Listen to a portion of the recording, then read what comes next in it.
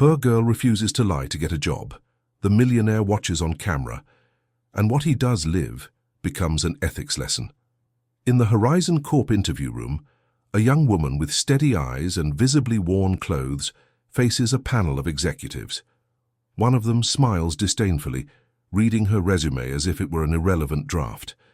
"You just need to say you've worked in customer service," whispers the coordinator next to her, discreetly pushing a form with false information ready for signature.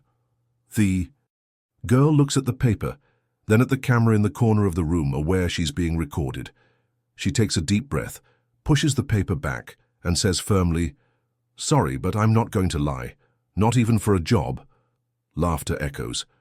One of the men at the table in an impeccable grey suit crosses his arms and says, "Pride doesn't pay the bills, dear." She thanks him and stands silently, leaving with her head held high, while the man who had been watching her most discreetly stands minutes later. The video of the rejection begins to circulate internally, but what he does next would become a lesson in ethics for the entire company. 3 days after the interview, a statement signed by the CEO himself, Ethan Kingsley, explodes on Horizon Corp's internal system. The new head of ethics and corporate culture will be Ms. Lila Monroe. The name provokes laughter until Ethan himself appears on a live stream, revealing she was the only one out of 200 candidates who refused to lie to gain an advantage. And that, my friends, is integrity. And integrity, and you don't train, you hire. The room freezes. The simple woman everyone had scorned was now back as the leader of one of the company's most strategic departments. And no one knew that Ethan had hired her not only for her ethics, but also because she carried an old, intimate secret that now would change everything. Before continuing, I want to invite you to subscribe to the channel and like this video so you can continue receiving our real stories. Thank you very much.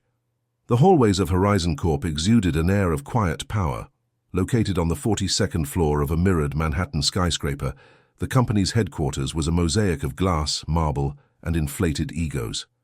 Employees hurried along, their perfect attire reflecting the weight of the place's demands. Here, appearance was everything. Every calculated gesture, every rehearsed smile, every glance, a strategy. And among these impeccable hallways, on this particular morning, something utterly out of the ordinary was about to happen. In conference room D12, CEO Ethan Kingsley silently watched the security camera footage of the interview 2 days earlier. His normally impassive face betrayed a slight twitch at the corners of his lips. The video showed a young woman, simple, thin, with a firm posture, refusing to lie to win a position. While everyone around her bowed to the logic of adapt or die, she, her eyes fixed on the camera, chose the truth. No one there knew it, but that decision would be the key to a profound transformation, not just for her, but for him as well. Meanwhile, in the basement of the building, Lila Monroe walked silently, clutching the small, worn purse she'd used since college. She'd received a mysterious call from Horizon summoning her back, even after being dismissed from the previous interview. The assistant's voice said simply, "Mr. Kingsley would like to see you in person." No details, no explanation. But for some reason she went. Ethan, in turn, was everything Lila wasn't. Owner of a fortune that rivaled that of small countries, he was a feared name on Wall Street. His style was well known, aggressive, cold, infallible. At 39 years old and with his own empire, he never had to justify anything to anyone. But there was something about that girl, something in her refusal, that awakened an old unease in him, and a memory he'd tried to bury for many years. Opening the glass door to the executive meeting room, Lila found Ethan standing alone, staring out the window. Without turning around, he said calmly, "That was brave. Nobody does that these days." She just frowned, trying to understand. He turned. His eyes met hers, and for the first time, the man everyone saw as unshakable felt he was facing something that challenged him more than any billion-dollar negotiation, his own conscience. The atmosphere there wasn't one of interview, nor of pressure. It was something deeper, almost invisible. As if 2 completely different worlds had silently collided, she with her unpretentious truth, he with the weight of everything he'd built on ethical compromises. At that moment, Lila didn't know it, but the game had changed. And now, it wasn't her who was being evaluated anymore. Lila Monroe grew up in Detroit's far south end, in a neighborhood where police sirens were a constant soundtrack and hope came at a high price. Her alcoholic father disappeared when she was just 6. Her mother, overwhelmed by 3 jobs and eternal silence, could barely look her daughter in the eye. Lila learned early on that the truth hurt, but it was all she had. He lived between public libraries and temp jobs, using borrowed books as shelter and dreams as fuel. While other children played in the street, Lila memorized difficult words and read about ethics, justice, and courage, as if they were secret weapons that would one day save her life. As a teenager, she faced the brunt of peer contempt. Mocking glances at her patched clothes and constant loneliness at public school, she never allowed herself to indulge in self-pity.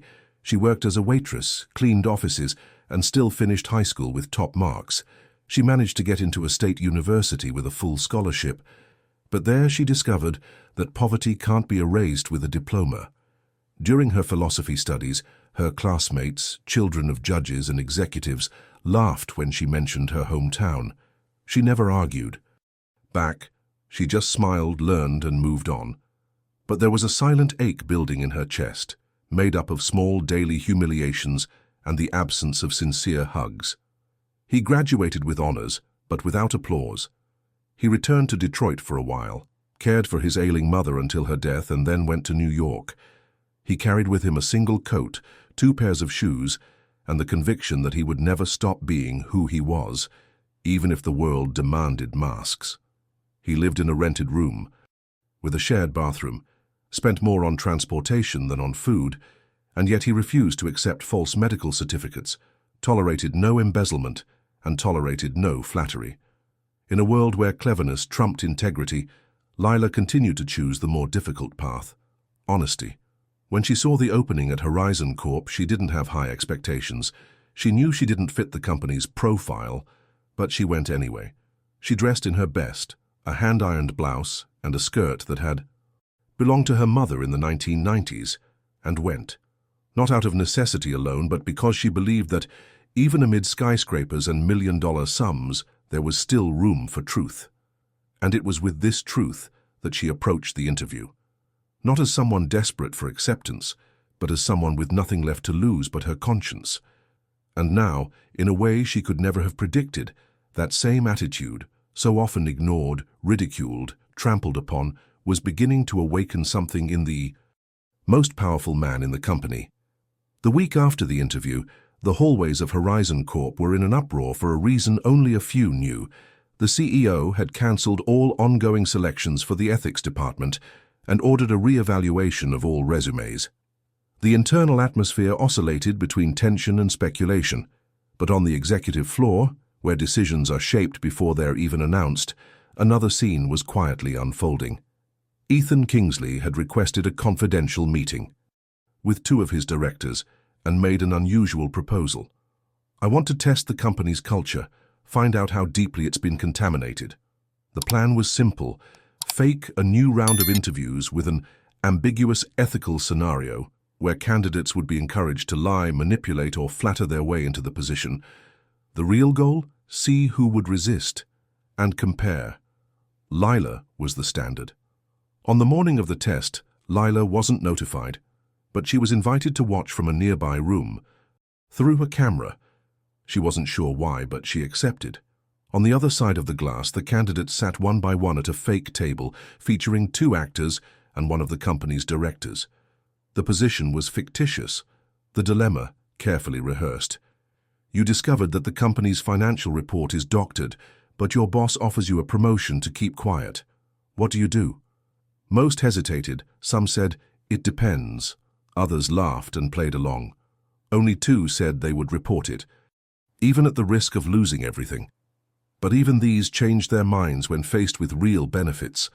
When the mock interview ended, Ethan suddenly appeared beside Lila and said, "You were the only one who didn't hesitate.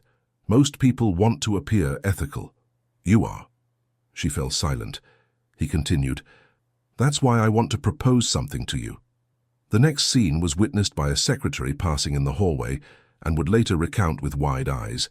Ethan Kingsley standing, holding a folder, handing it to a young woman dressed in a way no one in that company would dare wear. The contents? An appointment memo. And at the top, the CEO's own signature.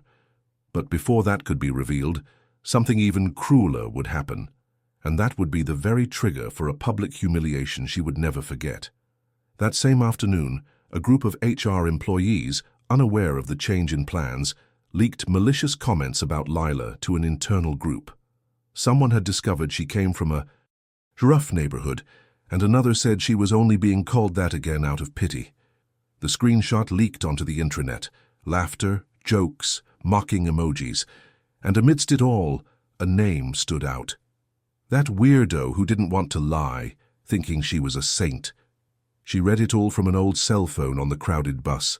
Her face burned, but she didn't respond. She just clutched the folder tighter in her arms, as if it were a shield, and continued on. Lila and Ethan's face-to-face meeting took place on a grey Tuesday, with the sky overcast over Manhattan, and the wind whistling through the city's cracks as if heralding some change. She climbed to the top floor of the building, the floor only shareholders and executives could see. She was greeted by a nervous secretary, who, not quite understanding the reason for such formality, led her to a glass-enclosed room overlooking Central Park. Ethan was already waiting for her. He was without a blazer, his sleeves rolled up, his gaze fixed on his tablet, as if the outside world were suspended until that moment passed. When she entered, he looked up slowly. There was no smile, no rehearsed friendliness, just a firm, almost solemn silence. He gestured to the chair opposite. Lila sat, maintaining her posture even though her heart was pounding. He slowly slid a white envelope across the table. "Before I tell you anything, I want you to read this." She opened it cautiously. It was the contract. Title: Director of Ethics and Corporate. Culture, salary, 5 times more than anything she'd ever imagined earning. Benefits, all of them. But that wasn't what made her tremble inside. It was the signature at the bottom. Ethan R. Kingsley. She stared at him in shock. "Is this some kind of social joke?" Ethan raised an eyebrow. "You think I'd waste my time with jokes?" She didn't know how to respond. He leaned forward slightly. "In my company, everyone knows how to flatter. Everyone knows how to fake it. But you had the courage to lose everything for a principle. And you know what's most interesting? I was like you once." Those words hit her like an ancient whisper coming from a buried past. She frowned. Ethan didn't explain. He just continued. "You think I didn't see the inner circle laughing at you? That I didn't read the comments? Well then, tomorrow I'll publicly introduce you as my new director, and I'll let the same people who ridiculed you watch you take the stage." She took a deep breath. "What if I don't want to be part of this circus?" Ethan smiled for the first time, a short, tired smile. "Then you go home. But not out of cowardice, by choice, which, let's face it, few here have the courage to do." She didn't answer. She stood slowly, grabbed the envelope and left without another word. Ethan watched her silhouette disappear down the hallway, and for a brief second, something in his chest, locked away for years, stirred. The next day, Horizon Corp's main auditorium was packed. Called under the pretext of a meeting about department restructuring, employees filled the black leather chairs, unaware of what awaited them. The stage lighting was soft but focused. There was a tension in the air, the kind that precedes upheaval. Ethan Kingsley took the stage alone, without a microphone clipped to his lapel, carrying only a white envelope. His presence was enough. Everyone fell silent. "Today is no ordinary day," he began firmly. "It's the day we introduce the kind of person this company should be." A whisper ran through the audience. He held up the envelope. "We're appointing a new director of ethics and corporate culture, and her main qualification wasn't a Harvard MBA, nor years in large corporations, but something that can't be taught: integrity." He turned to the side of the stage and gave a slight wave. Lila Monroe emerged, striding firmly, dressed in the same outfit she'd worn in the interview. A buzz grew among the audience. Someone murmured, "It's that girl." Another whispered derisively, "This has to be marketing." But what came next was crueler than the whispers. As she walked to the center of the stage, a group of communications employees, the same ones who had mocked her in the internal group, snickered. One of them, unaware that the room microphone was picking up murmurs, whispered, "At least now the cleaning lady will have a gold badge." Laughter spread like poison. Ethan froze. Lila listened. And for a moment, time stood still. She held the envelope in. Her hands and facing the audience looked directly at the group, not with anger nor shame, but with something no one expected, dignity. Then she stepped up to the microphone and said in a clear voice, "The first time I lied, I was 7 years old. I told my mother the light in the house had burned out, when in fact the bill was late. I learned over time that every lie hides pain or cowardice. Today I choose not to lie, even when it costs me your smiles." The audience fell silent. She then turned to Ethan and handed the envelope back. "But maybe this isn't my place." A shocked murmur rippled through the hall. Ethan stood still, staring at her. There was no anger in his gaze, but a deep, rare respect. Lila descended the stage slowly, amidst confused glances, some surprised, others filled with shame. The sound of her footsteps echoing through the auditorium seemed louder than any speech. And in that very moment, without needing to raise her voice, without attacking, without taking, revenge, she had won. And they knew it. That night, the mirrored Horizon Corp building reflected the cold glow of Manhattan, but inside, something had changed. The hallways were quieter, the whispers dissipated. High on the penthouse, Ethan Kingsley stood alone, looking out over the city as if searching for an answer that wouldn't come. On his desk, the white envelope Lila had returned to him, still sealed, untouched, like a silent manifesto. He turned the paper between his fingers like someone carrying an unspoken debt, and for the first time in years, he couldn't focus on any number, any merger, any metric, only on her. On that girl who had not only refused to lie, but now also refused power itself. Meanwhile, Lila sat in the corner coffee shop in Queens, a lukewarm coffee in front of her, her ancient phone receiving notifications every few seconds, messages from strangers. "You were amazing. You represented me. Thank you for reminding me what dignity is." She didn't respond to any of them. She just read them, with the same silence as always, until a different notification appeared, a video call from Ethan Kingsley. She hesitated. She answered. He wasn't in the picture, only his voice, deep and direct. "You knew all along, didn't you?" She frowned. "Knew what?" "You knew they would laugh, that you would be humiliated, and yet you did." Silence. "Yes," she replied after a few seconds. "I knew." He took a deep breath. "And why did you agree to go up on that stage?"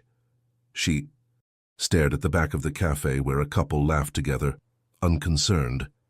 "Because sometimes to make people feel ashamed, you have to show them what they lost by hiding." Ethan remained silent for a moment.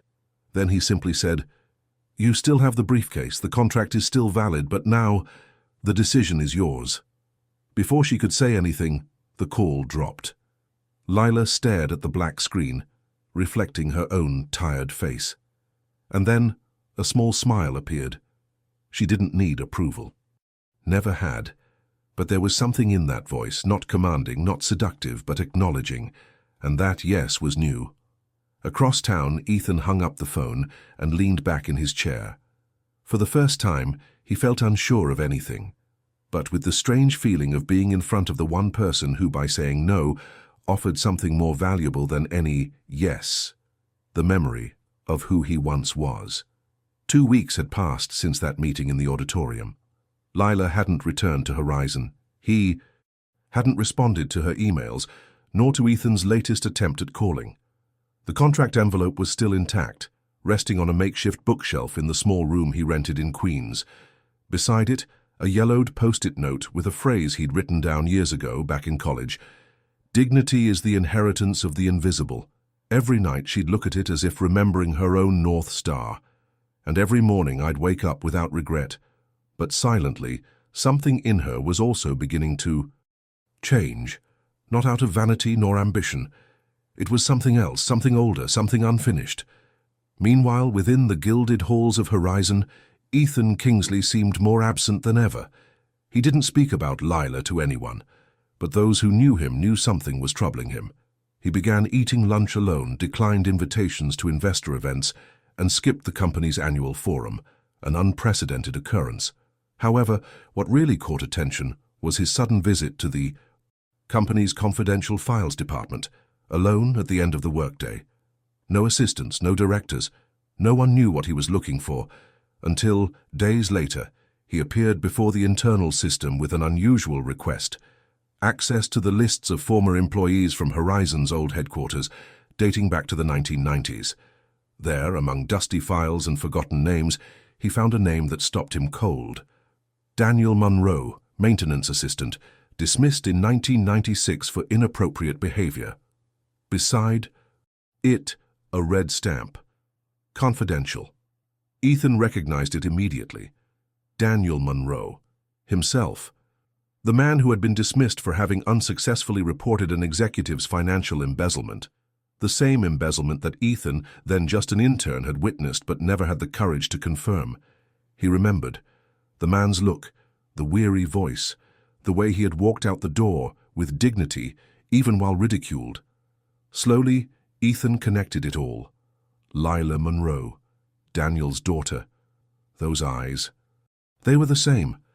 The posture, the conviction, everything was clear now, and he felt something he hadn't felt in decades. Guilt. Guilt for having remained silent. Guilt for having grown up on the back of a mistake he chose not to correct. That was why she resonated so deeply with him. She wasn't just ethical. She was the mirror of the man he'd betrayed, the child of truth he'd abandoned, and now she returned as a symbol of what he'd stifled his entire life. The next day, Ethan showed up at the company's headquarters wearing something unthinkable: jeans, no tie, no designer watch. He went up to the terrace and, alone, called Lila's number. He rang 4 times. Nothing. On the 5th, her voice answered with a calmness that almost disarmed him. "Hello?" He didn't hesitate. "I knew your father." Silence. "Do you remember him?" she asked. "Every day," he replied. His voice cracked. "And I failed him." This time she was the one who remained silent. The world seemed to have stopped in that instant. Ethan didn't plead, he didn't argue. He simply concluded, "The company he tried to save is now in my hands, but his courage is in yours." And he hung up. That call, though brief, wasn't just a revelation. It was a plea for forgiveness, veiled but real. And now it placed in her hands not only the decision about the contract, but about a past that was finally resurfacing. After that call, Lila spent hours sitting on the edge of her narrow bed, the white envelope in her hands, her mind spinning silently. The revelation about her father had struck her like a thunderbolt, not as a surprise but as confirmation. She'd always known his dismissal hadn't been fair. I knew the scars he bore, the nights he'd wept silently, staring out the window as if waiting for justice to fall from the sky. You never told your mother. You never told anyone. But now, knowing that the man who could have changed that fate was the same one who held out his hand to you today, it stirred something. Deeper. Time. In the days that followed, Lila didn't return to Horizon. She didn't respond to Ethan's subsequent messages, nor to the new HR coordinator's emails. Instead, she took an interstate bus and spent the week in the old Detroit house where she'd grown up. The windows still bore the marks of time. The walls held the smell of brewed coffee and weariness. There she found some old letters from her father, and among them a note she'd never seen before. "If someone ever doubts your truth, daughter, don't scream, don't run. Just look them in the eye and move on." That was enough. Meanwhile, at Horizon, Ethan began to feel her absence, as if something vital had been ripped from his everyday life. He began to notice the echo of the building itself, the forced conversations in the meeting rooms, the automatic smiles, the yes sirs that surrounded him, now so hollow. For the first time, he felt that this entire empire meant nothing without an honest soul within. And he knew exactly who that soul was. On the 8th day since the last call, Ethan personally typed an internal memo. Due to strategic changes, the ethics directorship remains vacant until further notice. But what no one knew was that that same afternoon, he had made a personal decision. He cancelled his attendance at the annual Global CEO Summit and instead took a low-key flight to Detroit. He arrived late in the afternoon, without security, without a suit, just a briefcase in his hands. He discreetly asked for Lila at a small bookstore where he learned she often went. The attendant pointed to the square in front. He crossed slowly, and there she was, sitting on a wooden bench, with a book on her lap and headphones in her ears. When she saw him, she wasn't startled. She simply removed the headphones and looked at him with the same firmness as in her first interview. "Why did you come looking for me?" she asked, without standing. He answered without hesitation, "Because you disappeared. And with you, the only truth I've ever seen in this company disappeared." She looked away, taking a deep breath. "You don't miss me. You miss who you wanted to be." Ethan swallowed. "Maybe." He sat down beside her. "But if there's still any chance of doing the right thing, even if it's late, I'd rather try with you than keep pretending with the rest." She didn't answer. She just closed the book. The afternoon wind blew her hair, as if something sacred were there, stopping time. On that bench, there was no CEO or subordinate. There were just two broken worlds trying to come to terms with each other, and her absence, now so present, began to rewrite the man he hid from himself. The weeks following the Detroit visit marked the beginning of a silent storm at Horizon Corp. Lila's prolonged absence, coupled with Ethan's withdrawal from several public engagements and corporate strategies, drew the attention of the media and shareholders. Newspapers began speculating about her mental health, her emotional withdrawal, and her strange obsession with a candidate who had turned down a top management position. Financial websites began publishing headlines like "Billionaire CEO changes company values after being challenged by anonymous woman," "Can ethics crumble an empire?" or even "Who is Lila Monroe and why is Kingsley hiding her from the market?" At company headquarters, some executives began to turn against the CEO. In internal meetings, some claimed he had lost focus. Others said he was emotionally compromised and therefore unfit to continue leading alone. A special meeting was called by more conservative shareholders. The agenda was straightforward: evaluation of the recent conduct and sound decision-making of Mr. Ethan Kingsley. The boardroom, normally cool and controlled, now seethed with tension and suspicion. But the hardest blow wouldn't come from the top, but from the public itself. A video began circulating online, a vicious edit of the scene in which Ethan introduced Lila as director, mixed with leaked audio of employees mocking and footage of Ethan absent from events. The video insinuated that the entire action had been a romantic act disguised as morality. Social media exploded. "Has Kingsley lost his mind over a woman?" some asked. "Another emotional play from a man who fell in love with his conscience," others quipped. In response, Horizon's share price plummeted 7% in 2 days. Rating agencies began to lower the company's governance ratings, and Wall Street newspapers demanded an official statement. The pressure for a public press conference was becoming unbearable. The board demanded Ethan explain himself. He silently prepared his next move. On the morning of the press conference, a crowd of journalists filled the Horizon ballroom. Cameras adjusted, microphones picked up the sound of restless footsteps. Ethan walked on stage promptly, without a smile, without PowerPoint presentations. Just him, a microphone, and a briefcase. He took a deep breath and said, "Over the past few months, I've been questioned about decisions that challenge the traditional model of success, and perhaps I failed to communicate something essential. What you call weakness, I call a return to consciousness." There was muffled laughter from the audience, but he continued. Horizon has always preached innovation. Well, I'm trying to innovate not in the product, but in the culture. And if that costs me my job, so be it. He picked up the folder, opened it and read, Official appointment, Lila Monroe, Director of Ethics and Corporate Culture, effective immediately. The room erupted in murmurs, but he didn't wait for applause. And now, you decide whether you prefer a CEO who feigns stability or someone who is willing to transform. Meanwhile, Lila watched everything from a cafe in Queens, silent. The same silence as always. But this time her eyes held something new, confirmation that the truth, even when ignored, sometimes returns. Like a storm, and tears away the oldest masks with the force of a simple no. After the press conference, Ethan Kingsley didn't return to his luxury penthouse, nor did he attend the meetings he once conducted with an iron fist. Instead, he disappeared from the radar for 3 days. No aides knew where he was. There were no traces on corporate cards, no flight or meeting records. Just silence. But it wasn't the silence of abandonment.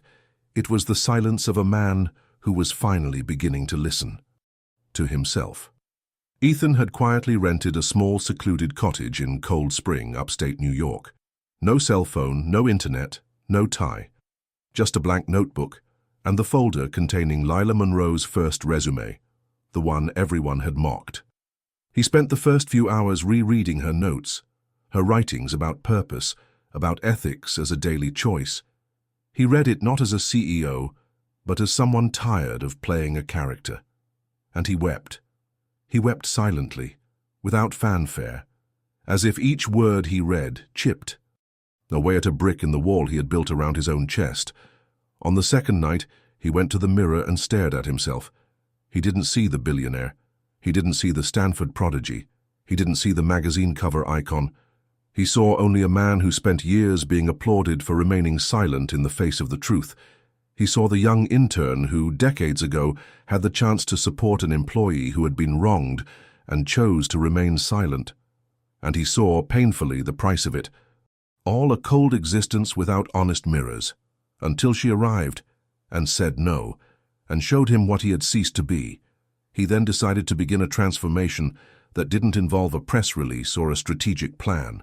It started with you. He handwrote a symbolic resignation letter, not from his position, but from the persona he'd assumed out of convenience. Starting today, I cease to be Ethan Kingsley, the untouchable CEO, and become simply Ethan, the man willing to shed the lies that kept him. Comfortable. Outside, the night sky seemed to breathe with him. On the 4th day, he returned to the city, but he didn't enter through Horizon's private entrance. He walked alone through the main gates. Employees stopped, surprised, unsure whether to greet him. He simply smiled with a brief wave. He went to the president's office, gathered his personal belongings, and temporarily moved his office to a shared space on the 8th floor.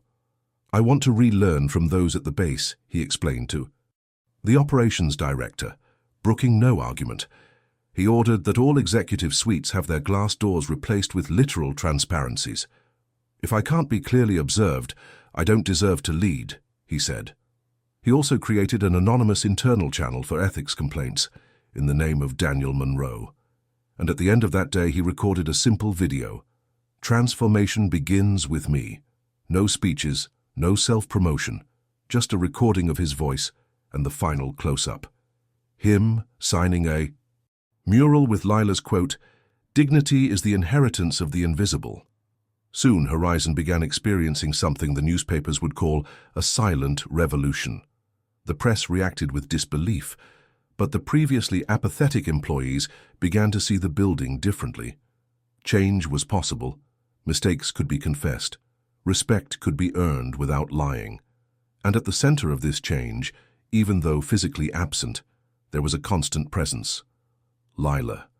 Because even without being there, she was the only one who had never left the most difficult place of all, Ethan Kingsley's consciousness.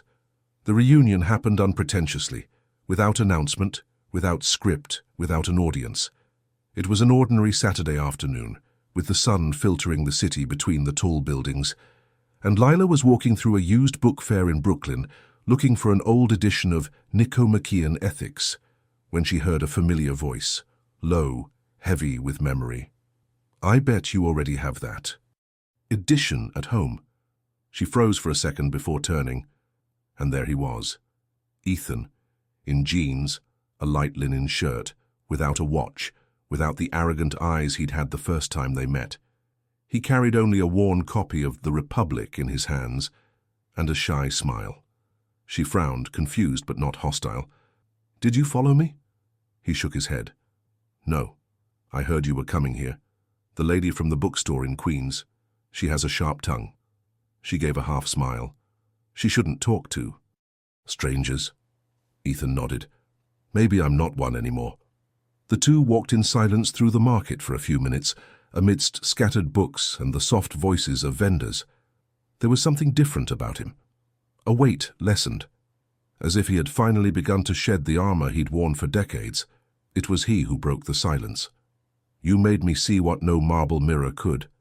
She glanced at him sideways, skepticism in her eyes. "How many women do you say that to each month?" He didn't laugh. He simply replied, "Only to the one who taught me that silence can be more powerful than any speech." They stopped in front of a stand with yellowed copies of forgotten authors. Lila picked one up. "Why did you come, Ethan?" He stared at her without hesitation. "Because I realize that everything I've built has value only if it can be seen by someone like you, and not embarrass you." She looked away. "What about the board, the shareholders, the press?" He shrugged. "They don't matter to me any more than my conscience. And right now my conscience has your face." Lila took a deep breath. She picked up the book she was holding and handed it to the vendor. She paid silently. Then she turned her gaze to Ethan, but without relenting. "You can't come here expecting everything to go back to normal." He nodded. "I didn't come for that. I came because I needed to be in front of the only person who had the courage to be whole, when everyone around her was broken." She held her gaze steady. But there was a different glow there. It wasn't forgiveness or surrender, it was recognition. And then she said, "You've changed." He said, "No, I'm just getting back to who I was supposed to be." The conversation lasted no more than 20 minutes. There was no hug, no promises, just a small, symbolic but powerful gesture. She handed him the newly purchased book and said, without a smile, but with truth, "Read slowly. There are some truths that hurt before they heal." And she left. Ethan stood still for a moment, holding the book as if inviting him to continue, not toward her but toward himself. Because in that reunion, the most important thing wasn't what was said, but what was acknowledged, that sometimes it's not the world that needs to change. It's us who need the courage to step down from our thrones and walk among the books, among the firm gazes, among the no's that save us. Days after their reunion at the fair, Lila received a simple envelope at her small Queens apartment. Inside was a handwritten invitation on neutral paper, with no logo, no Horizon Corp symbol, no ostentation. It was simply a straightforward message. Dinner. No cameras. No titles. No past. Just us. If you accept, I'll be at Farrow's, 8 p.m. There was no signature, but she immediately recognized Ethan's firm handwriting. She held on to the invitation for hours. She considered not going. She thought perhaps the most sensible thing to do would be to keep her distance, to protect her. Integrity. But as night fell, she donned a navy blue sweater, tied her hair with an old scarf, and walked to the discreet restaurant indicated on the card. Upon arriving, she found no one around. The room was empty. It was a Tuesday, but there was a single table set near the window. And there he was, standing as if waiting not for an answer, but for a judgment. She walked over and sat down without saying a word. He didn't feign charm. He didn't rehearse any speeches. He just looked her in the eye and said, "I didn't know what dignity was until you turned me down twice." Lila raised her eyebrows. "And you think a third time changes that?" Ethan nodded honestly. "No, but I think it might seal the transformation." The dinner was light, without pretense. They spoke little about the past. She told him about the dreams she'd had and then shelved. He confessed that he'd been sleeping with medication for years. Neither of them romanticized anything. There was no dramatic apology, no saccharine confession. There was truth, and that was enough. At the end of the meal, Ethan pulled out a small wooden box. He handed it to her. Inside was the original contract, the same one she had returned months ago.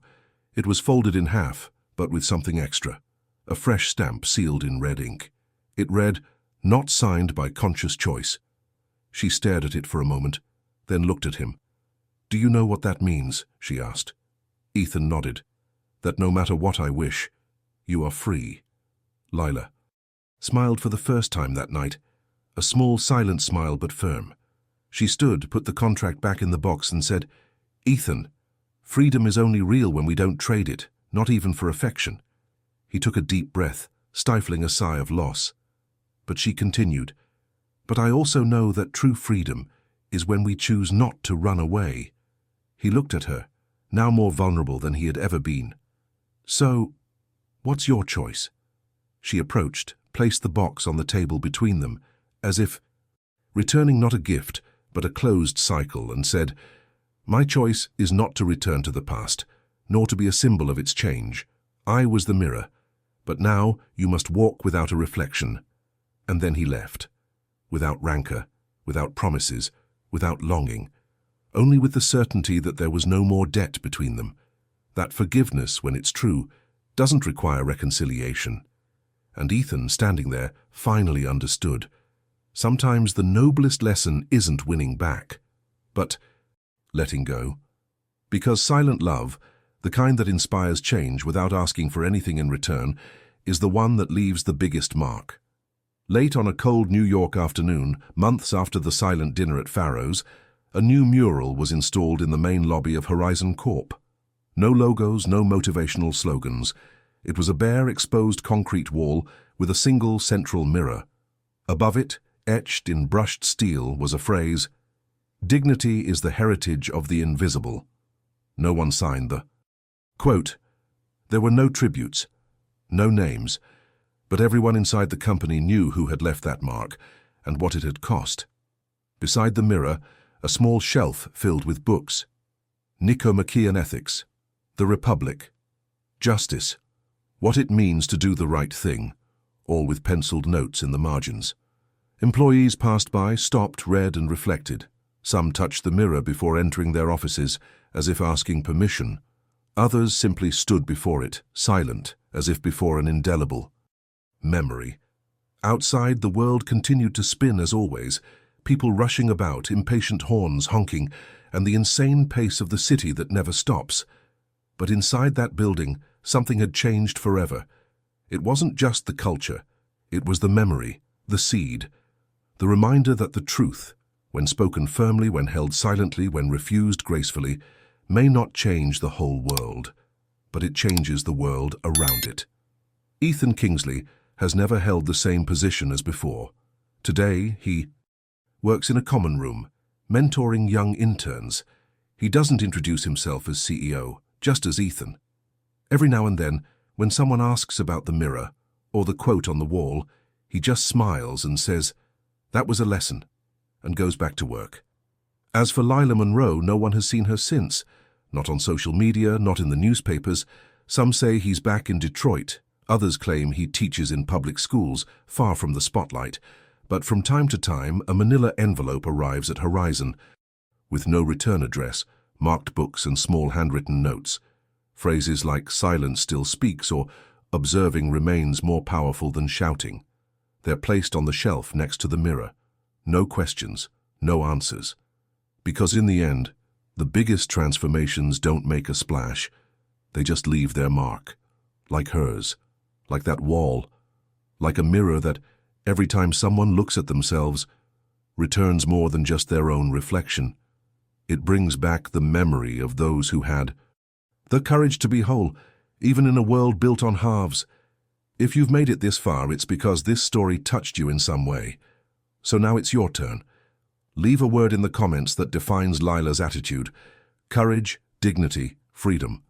I will read each one carefully. Take advantage and leave the like, subscribe to the channel if you haven't already subscribed, activate the bell so you don't miss any stories that really make us reflect. And look, there's already a video playing on the screen that's going to give you goosebumps even more. Click now and stay with us, because sometimes all we need is a good story to remind us who we are.